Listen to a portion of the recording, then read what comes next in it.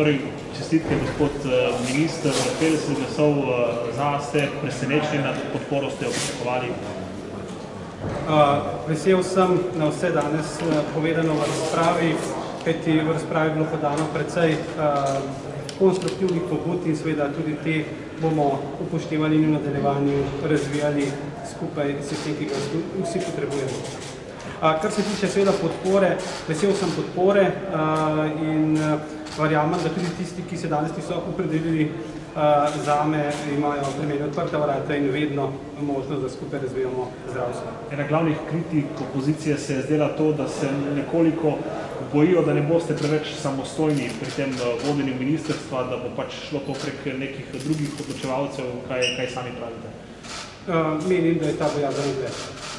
Je ta podpora, ki ste danes dobili na 50 glasov, tudi dobra popotnica, računate za sprejemanje ukrepov za izpolnjevanje ciljev, ki jih imate?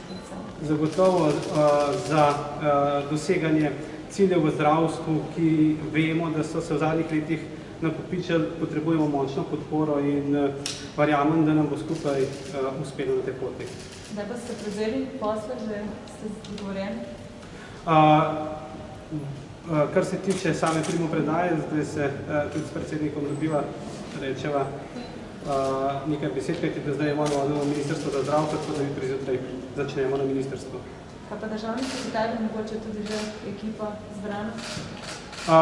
O imenih takrat, ko bodo podani predlogi. Se pravi, boste jutri že na seji, na vlade ali? Ja, Boste že? tako je. Tudi bodo vaši prvi ukrepi oziroma tako? Zdaj seveda, kar se tiče samega ministrstva, je ključno to, da ministrstvo začne čim bolj uspešno in učinkovito delovati, tako da prvi od predlogov bo seveda reorganizacija ministrstva in pa kadrovska ukrepitev, potem pa seveda vse, kar je vezano na epidemijo. Evalvacija, reorganizacija in pa nekoliko spremenjeno delovanje verjetno svetovalne skupine, potem seznanitev z vsem, kar se tiče zalog osebne varovalne opreme, testiranj v Sloveniji, cepljenja in prenove strategije cepljenja.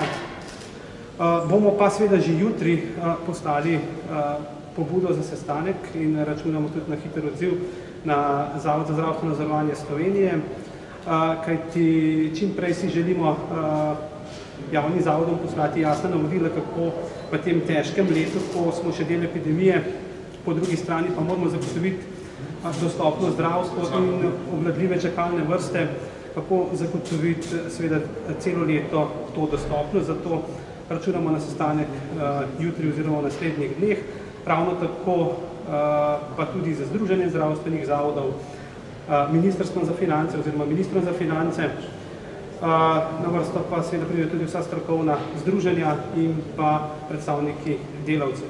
To je ključno za normalno delo, ampak tako kot sem rekel, računam, da že v tem tednu tudi prvi sestanki z Zavodom za zdravstveno zavarovanje in pa Združenje zdravstvenih zavodov. Kar se tiče ostalih ukrepov, ki so še nujni, so seveda priprava načrta za okrevanje in odpornost, priprava na predsedovanje in pa seveda tisto, kar je že odprto, seveda dogovori in poenotenje glede nadaljnjega plačnega sistema v zdravstvu. Zdaj tudi stolček na UKC-ju ostaja prazen, s tem, ko vi postajate minister, že imate tudi morda kakšne kandidate za to mesto, vseeno bo največja ustanova brez direktorja začasno.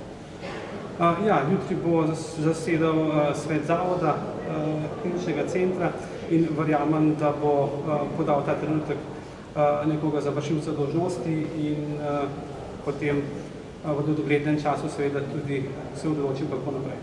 Še ena kritika je bila prav glede vašega vodenja UKC, sicer gospod Möderndorfer je omenjal največjo zadolženost v zgodovini, kako odgovarjate na te kritike? Tisto, kar lahko povem, da jutri na svetu zavoda bo predstavljen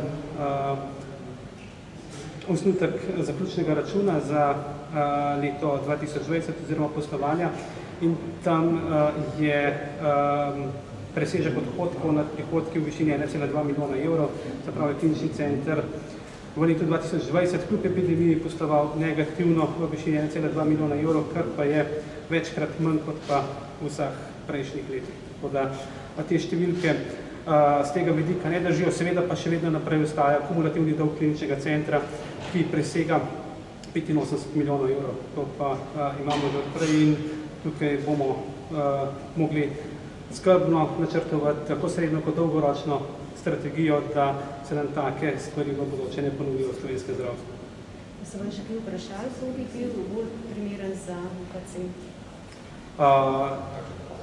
To je v pristojnosti sveta zavoda, tako da prepuščam.